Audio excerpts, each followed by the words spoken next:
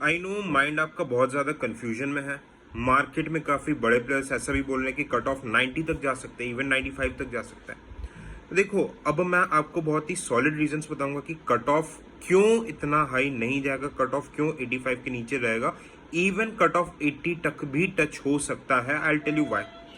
I have talk to lot of my students. मैंने अपने बहुत सारे स्टूडेंट्स से बात की, ठीक है, अभी 5-6 दिन से, मतलब मोर देन 60-70 स्टूडेंट से मेरी बात हो गई होगी।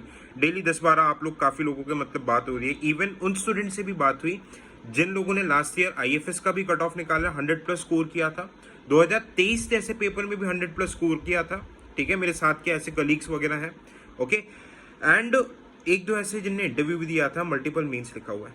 इस बार मैं आपको एक शॉकिंग फैक्टर बता रहा हूँ कि बेयरली मेरे नोन में कोई है जो कि GS में 100 क्रॉस कर रहे हैं। नहीं तो हर साल 6-7-8-10 ऐसे मिल ही जाते हैं, बेयरली, जिससे मैंने 1-to-1% बात की है। और CSAT में इतना ज़्यादा वेरिएशन है, तो वेरिएशन इज सो हाई कि कोचिंग की, इसको कोचिंग वालों को भी नहीं पता कि क्या आंसर होगा।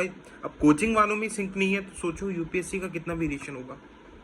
ओके, मतलब दोनों GS एंड CSAT में 100 के ऊपर शायद ही कोई मिल रहा है, ठीक है।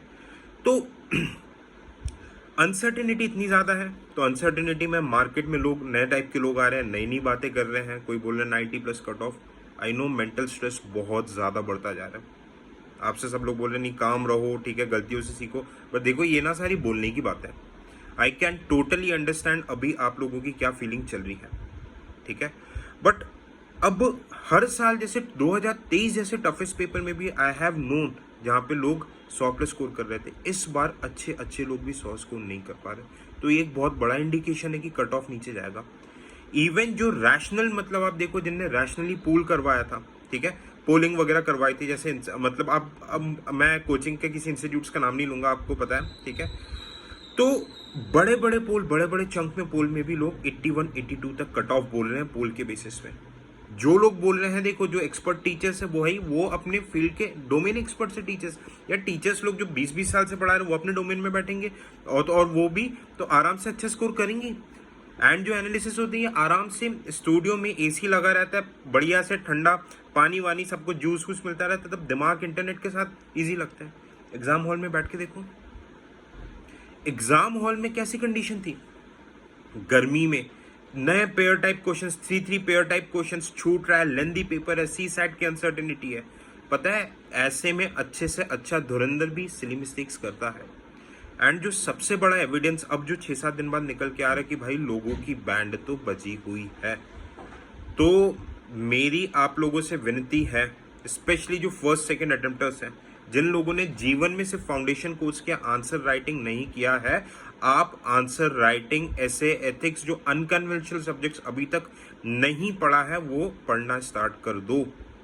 जो भी 80, मैं तो बोलूंगा अब जो भी 75+ स्कोर कर रहे हैं, आप देखो मुझे इंडिविजुअल मैसेजेस कर रहे हो, मैं उन सबको ये मैसेज देना चाहूंगा, जो भी 75 के प्लस स्कोर कर रहे हैं, CSAT में 65 के, 60-65 के ऊपर भी स्कोर कर रहे हैं, आंसर कीज इतना वेरिएशन होगा, ठीक है। गलत क्वेश्चन आ रही, इतना ज्यादा अनसर्टेनिटी आप करने लोगे। अगर अभी आपने आंसर राइटिंग स्टार्ट नहीं की, अनकन्वेंशनल सब्जेक्ट जो कि आप प्री के टाइम पे जैसे एथिक्स, ऐसे सोसाइटी, सिक्योरिटी, ये सब नहीं पढ़े, ट्रस्ट मी, रिजल्ट आएगा, आपका नाम PDF में होगा, ठीक है, होता है अगर, और आप ये जो 20 दिन फेंकोगे ना, तब आपको मेरी बात एक एक याद आएगी। अरे यार, तब आप बहरा जाओगे कि 60-65 दिन में हम क्या करें।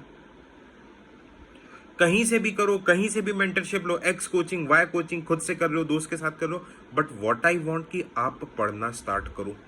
और सबसे मेन चीज, अभी तक आप लोगों के साथ पता है प्रॉब्लम क्या है, आप लोगों ने फाउंडेशन चीजें पढ़ी है, पढ़ा बहुत है, 10 टाइप के प्रीलिम्स में कोर्स लिए हैं, 10 फाउंडेशन लिए, बट क्या आपने इज्जत से आंसर लिखा है?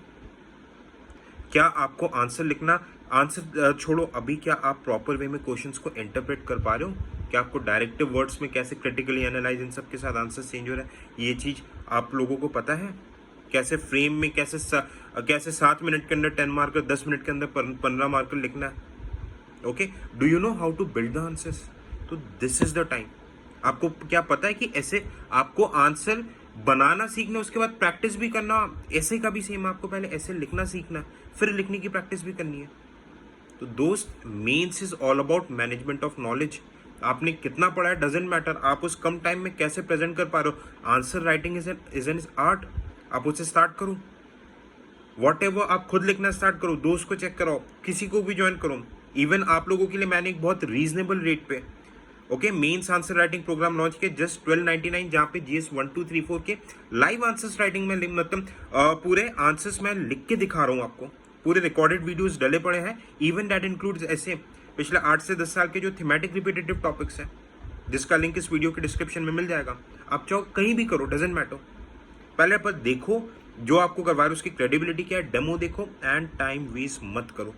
Okay, do start. और कुछ भी अगर आपको अपडेट चाहिए तो आप मेरे साथ टेलीग्राम पे जुड़ सकते हो। मेरे वीडियोस का अपडेट या कुछ भी आपको डाउट्स है, you can join the Telegram, जिसका लिंक इस वीडियो के डिस्क्रिप्शन में रहेगा। थैंक यू सो मच, जय हिंद।